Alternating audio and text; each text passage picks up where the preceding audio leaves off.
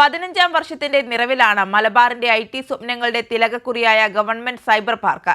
ആരംഭിച്ചിട്ട് 15 വർഷം പിന്നിടുമ്പോൾ മലബാറിന്റെ IT സ്വപ്നങ്ങളുടെ ചാലക ശക്തിയാണ് ഗവൺമെന്റ് സൈബർ പാർക്ക്.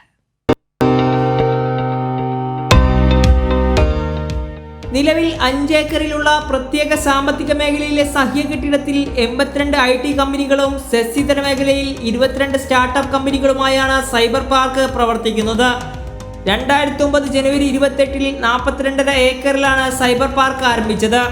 2200ഓളം IT പ്രൊഫഷണലുകളാണ് ഇന്ന് സൈബർ പാർക്കിൽ ജോലി ചെയ്യുന്നത്. 3 ലക്ഷം ചതുരശ്ര അടിയാണ് കെട്ടിടത്തിന്റെ ആകെ വിസ്തീർണം. നിക്ഷേപകർക്ക് മികച്ച അടിസ്ഥാന സൗകര്യങ്ങളോട് കൂടിയ സ്ഥലമാണ് സൈബർ പാർക്ക് വാഗ്ദാനം ചെയ്യുന്നത്.